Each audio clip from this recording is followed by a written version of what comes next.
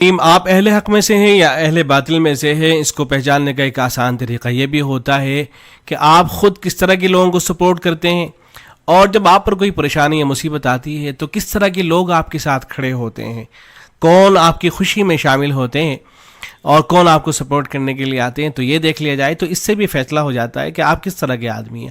اب دیکھیں، جس وقت سے انجینئر علی مرزا کو گرفتار کیا گیا ہے تو سب سے زیادہ پریشانی کن لوگوں کو ہوئی ہے؟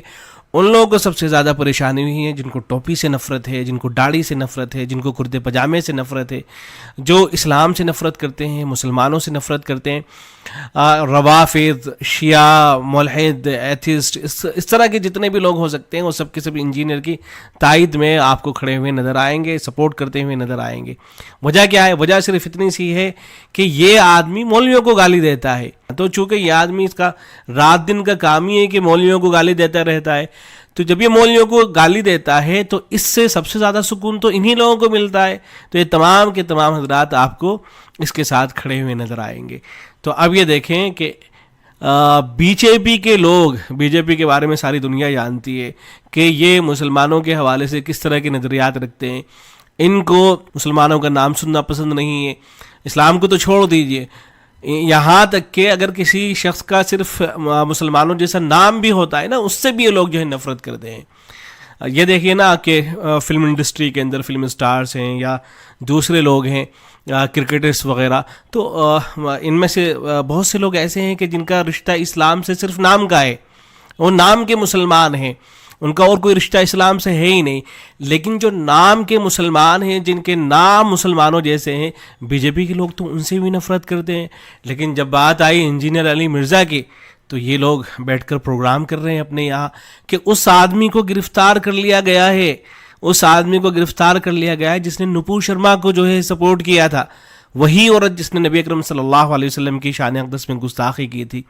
تو ایک شخص جس نے گستاخی کرنے والے کو سپورٹ کیا تھا، اب خود گستاخی کے نتیجے میں وہ جیل کے اندر جو ہے موجود ہے، تو اس پر جو ہے ویڈیوز وغیرہ بنائی جا رہی ہیں۔ یہ ایک دو ویڈیو ہیں، ان کو دیکھ لیجئے، پھر میں تبصرہ کرتا ہوں مزید۔ اسلام کے نام پر فریب کو پردہ فاش کرے گا اس کا، پاکستان میں جو بھی مذہب کے نام پر کیے جانے والے پاگلپن کا ویرودھ کرے گا وہ مارا جائے گا، پھر وہ چاہے کوئی عام پاکستانی ہو، کوئی کافر ہو، کوئی مولانا ہو یا کوئی مسلم دھرم گرو ہی کیوں نہ ہو۔ اور اس بار جو پاکستان کے اس فندے میں پھنسا ہے وہ ہے پاکستان کے famous religious scholar, YouTuber engineer Muhammad Ali Mirza. تو خبر آئی ہے کہ پاکستان کے جھیلم میں انجینئر محمد علی مرزا کو اریسٹ کر کے جیل میں ڈال دیا گیا ہے۔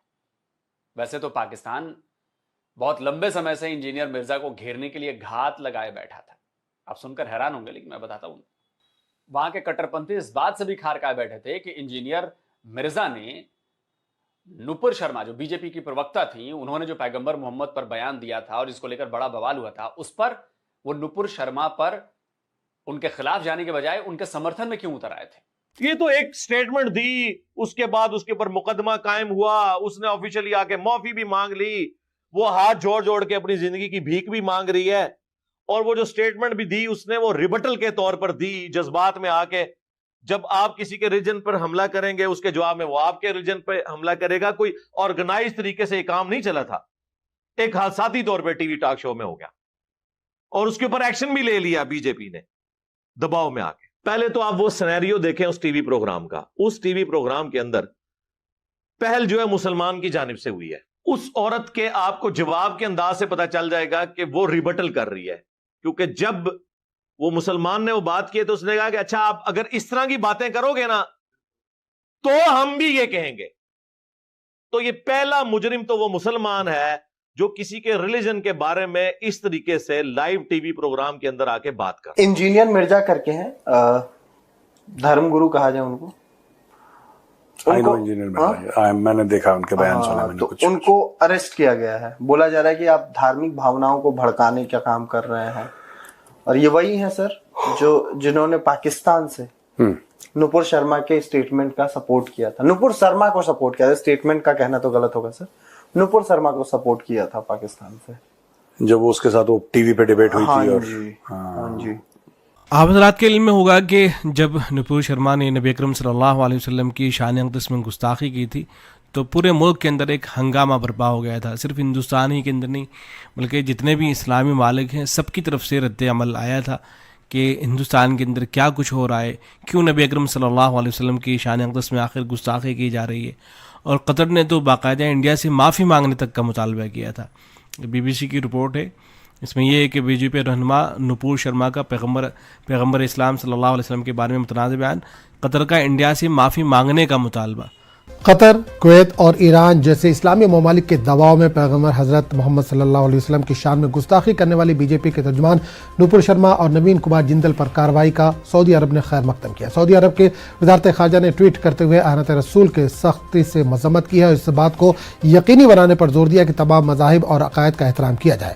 دوسری جانب پاکستان کے سابق وزیر اعظم اور PTI کے صدر عمران خان اور PPP لیڈر بلاول بھٹو نے بھی نپور شرما کے ذریعے رسول صلی اللہ علیہ وسلم کی شان میں گستاخی کی سختی سے مذمت کی ہے اور مسلمانوں کے جذبات کو ٹھیس پہنچانے والا قدم قرار دیا ہے. تو باقاعدہ یہ مطالبہ کیا گیا تھا کہ انڈیا جو ہے معافی مانگے.